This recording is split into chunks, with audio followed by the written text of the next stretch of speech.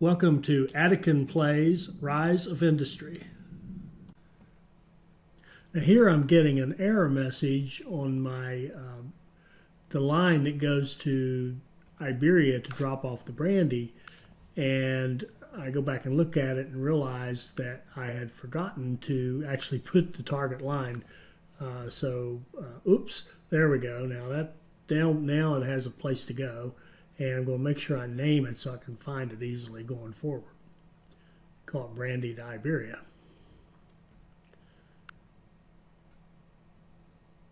And rename the other one to Brandy to Stroud.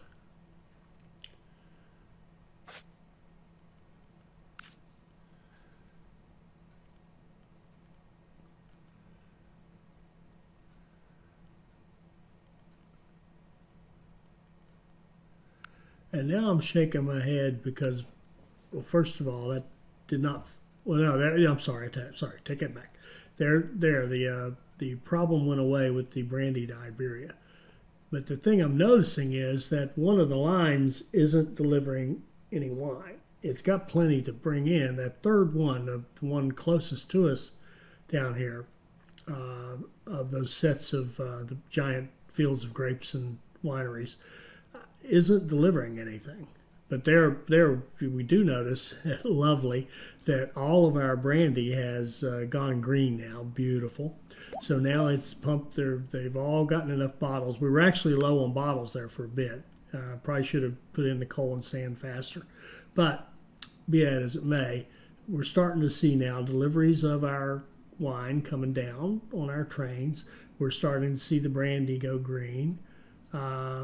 But we're not quite there. And there you see, this is the one that drove me bananas, was that the third set, so 1/3 of our wine is not getting through to the brandy. And it's showing that the connection doesn't work. But it connects up with the track that the other two are using. So the bottom part of that almost has to work. So I'm just walking my way back down through here to figure out why does it think it's not connected. And I just don't see it. I just don't see it. It looks connected to me. Let me put it that way. I cannot see where it's not connected because we know that train station we're looking at right there, it can deliver. And so the other one, from that point we're looking at right there, it's the same track. But why isn't it working? So the problem, you would think, has to be back at that other train station. And I just, I'm baffled at this point, honestly.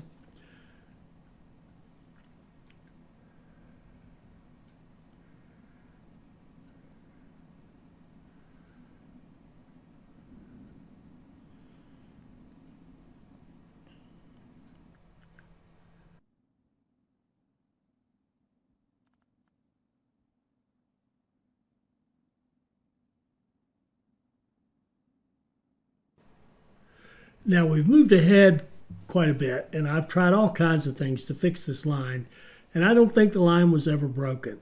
I think the problem was that it didn't find the destination when it first set its route, and it couldn't find its way, even though it had a perfectly valid way to go.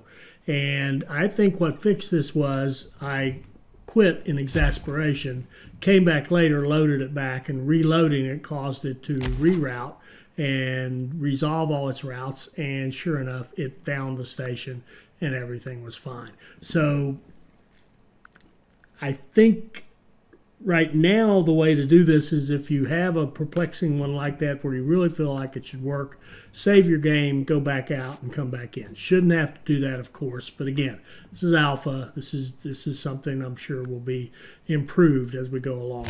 But at any rate, we're moving on now, and a more interesting problem, so to speak. One of the real problems with, if you'll recall from any of you who play Railway Empire and have watched my videos on Railway Empire, one of the big limiters on how fast you can go, how many goods you can move in and out of a city in Railway Empire, is the throughput of the station. In other words, the ability of the station to load and unload in a timely manner. We have the same deal here with these train stations that are the destinations. They literally cannot unload as fast as you can pump stuff in there when you have multiple stations running into one.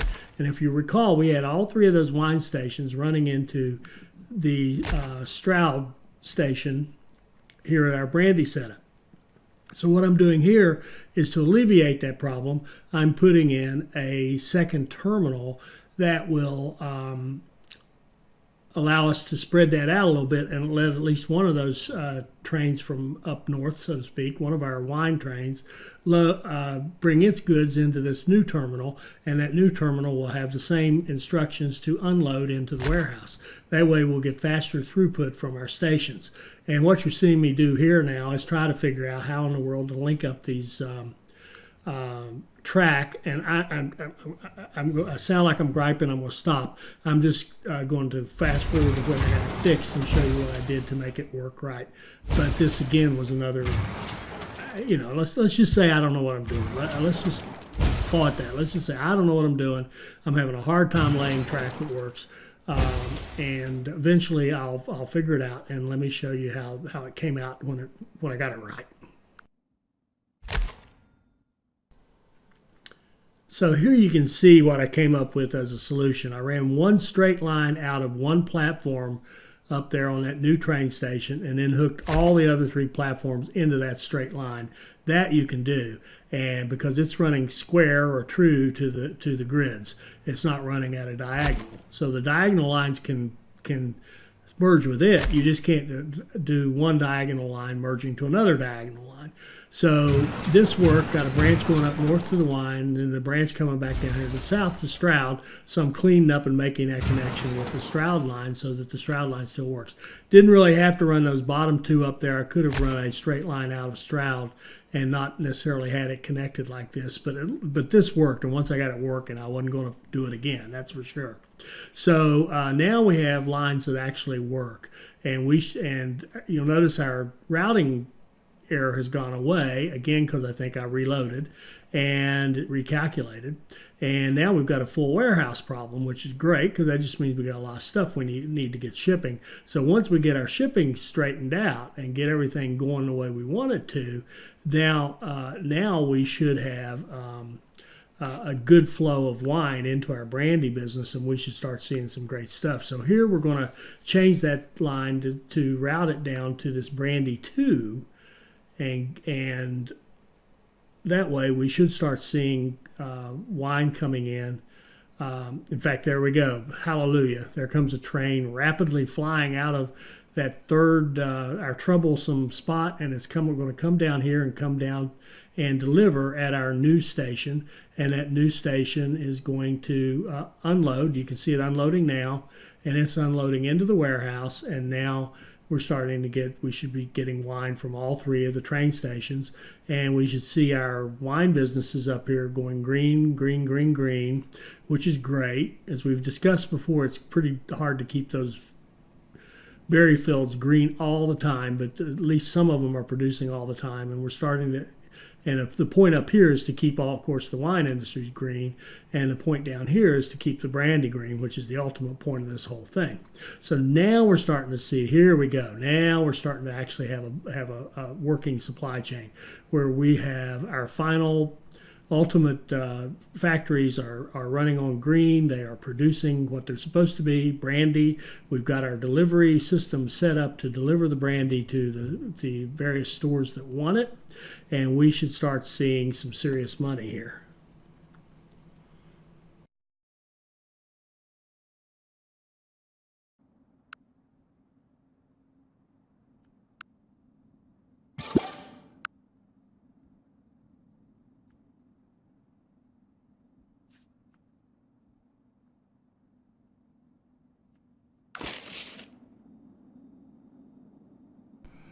We got a contract offer there, and we just don't want to fool with it. We're worried about brandy right now, and it wasn't that big a payout anyway.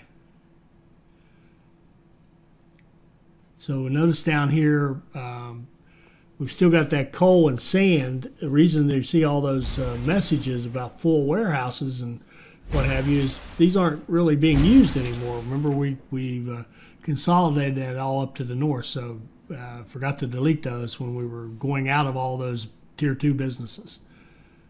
But now we're seeing nice green brandy factories.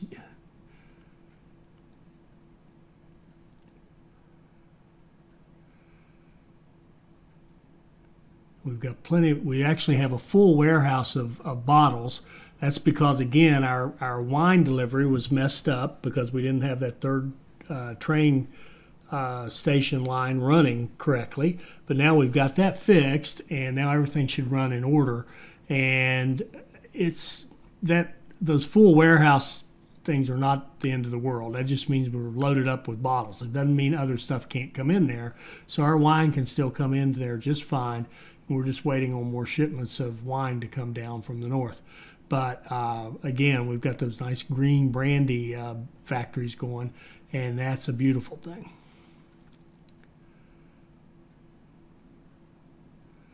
Here comes a train now, and it's coming from our third one, which is a good sign because that was our problem child. Here comes another one. Now we're starting to see the wine come down. We're starting to see, the wine coming down. We're starting to see the factories turning green quickly. It's not a perfectly efficient system, and in fact, I'm going to go back afterwards and do some cleanup on the deliveries and destinations up there to the north to make sure it's running smoothly. We've got plenty of bottles coming in. But the main thing is our brandy is staying for the most part green, which means it's going to be making us a lot of money. And eventually here we'll have to run it for a year. That's my other gripe I keep saying. I'm so sorry. I sound like I'm knocking the game. I really don't mean to. I love this game, and I think it has great potential. But when you reload, you lose all your data. So you don't know, that production data. You have to run it another year to see what a yearly figure is. And then, of course, because you don't have any, we don't really have financial reporting yet, you really don't know what you're doing year over year or whether you're making profit, other than just watching your money go up. You can see we're quickly up over $1 billion in cash. I should be spending that money, of course, but right now I'm just interested in making sure we can get this big, long, complex line working because I'm trying to learn how to play just like everybody else. So now if we look, we can see we're starting to get brandy sales.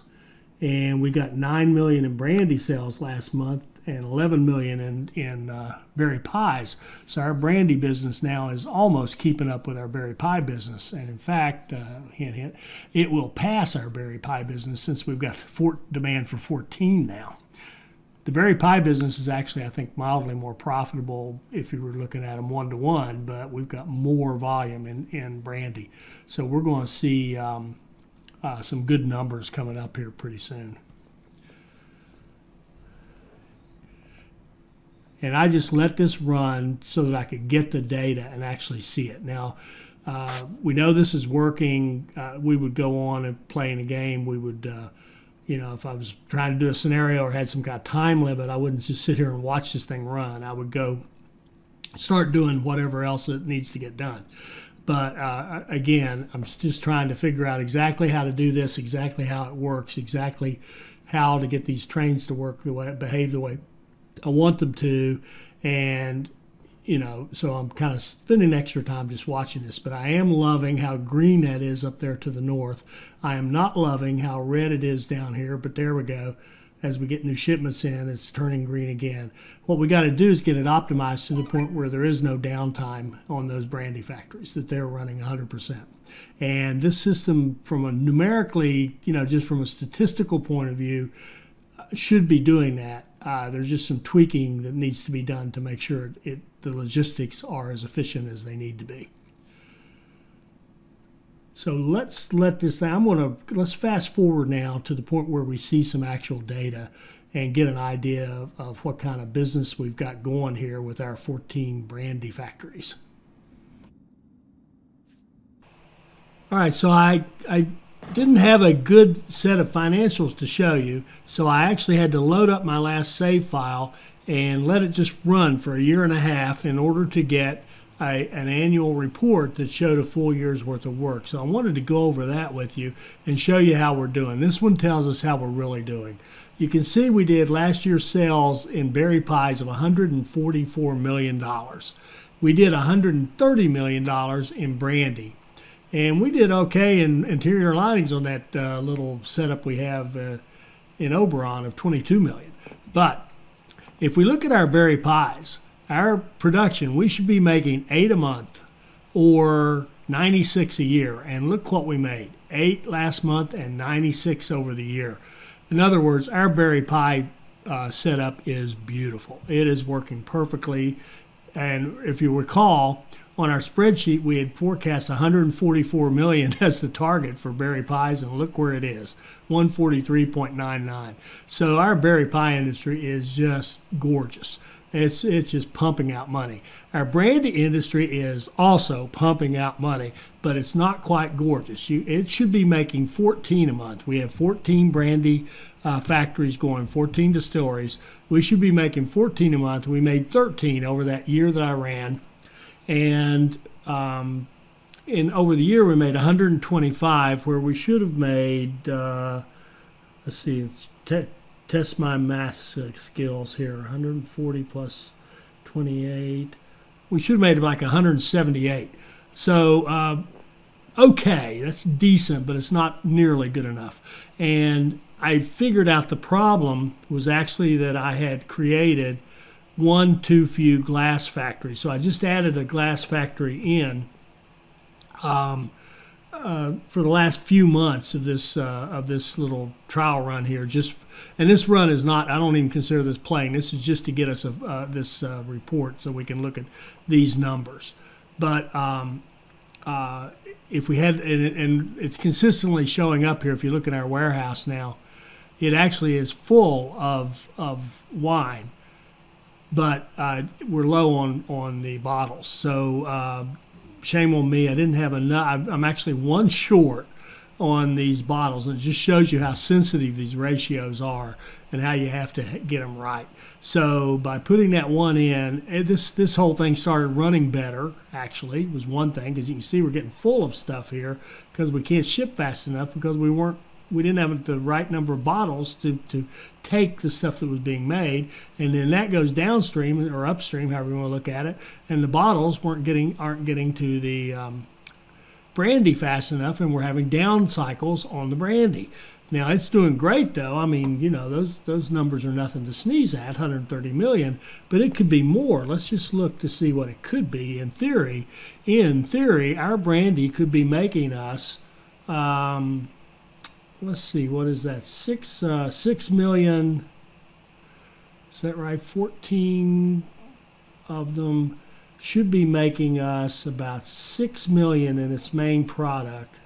Oh.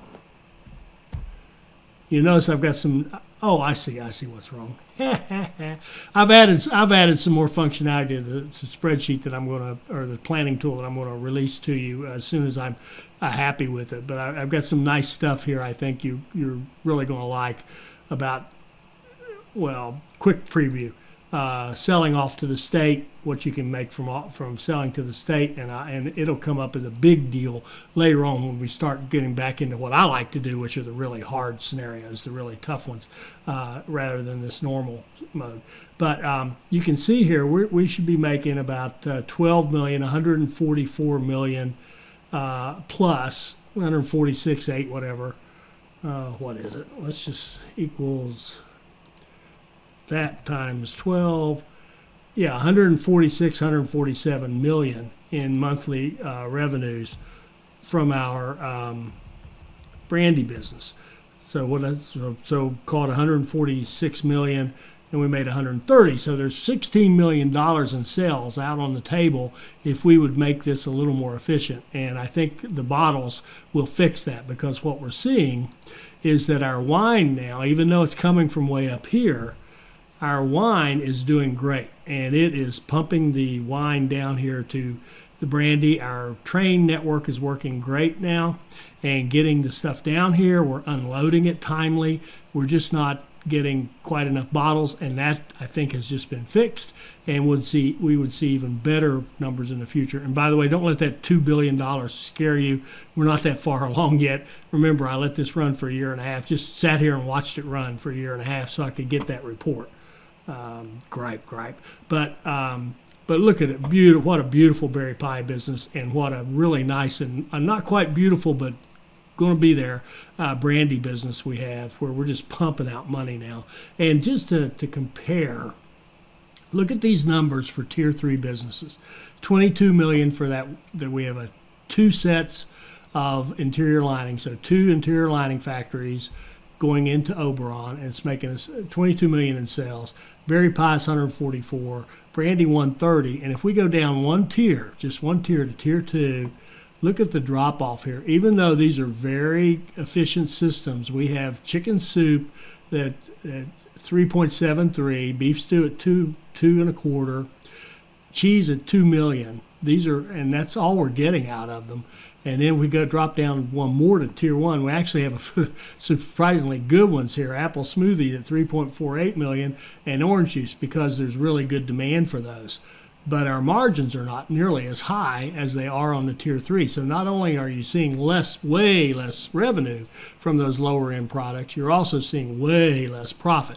And we don't know for sure what our profit is because we don't have any financial statements. But when they do add the financial statements, we'll see that the tier 3 just blows everything away. So one more time with my mantra: build tier 3. Duh. Okay, so Now we can see that we have a really rocking and rolling brandy business going here. With a little tweak to the bottles, I think it's going to really take off and be even better and get us up and down to 140. It'll be slightly better actually than our berry pie business in terms of sales. In terms of profit, I think its running costs are a little higher. So the berry pie business is still the one to be in. It is the beauty. And in fact, if one of these cities opened up another diner, we would consider making more berry pies, assuming that's what they sold. Anyway, I wanted to give you that, kind of finish off this idea of building out this system. And let's just review what we did. We built a brandy business to satisfy 7 units of brandy each 15 days. 3 down here in Iberia, 2 up over here in Stroud, and 2 here in Kaywood. We set it up so that the brandy was delivered from 4 of these straight to Kaywood.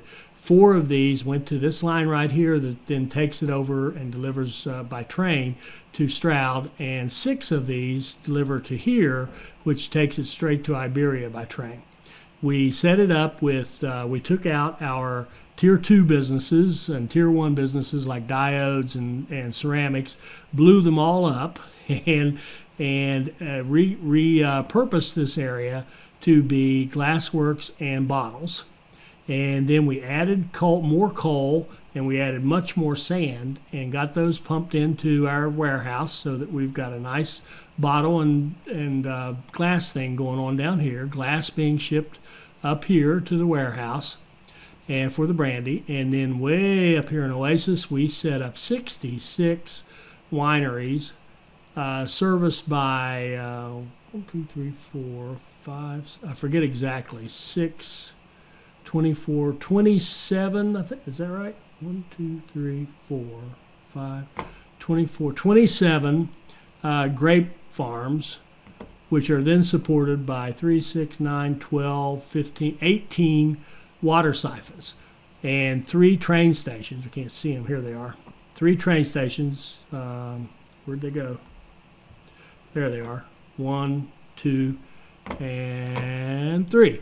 So 3 train stations bringing the stuff down, unloading it into 2 train stations down here because of the throughput issue with this, and that gives us a brandy business that'll make us, once we get the bottles straightened out, I would project something like 147 million in sales per year out of the brandy, and we're getting our 144 million, almost perfection, out of our berry pies. So hope you got something out of that. You can see that these separated networks absolutely work. And in fact, we could even, we could have built this with our bottles, down here somewhere and our brandy over here and had all that shipped.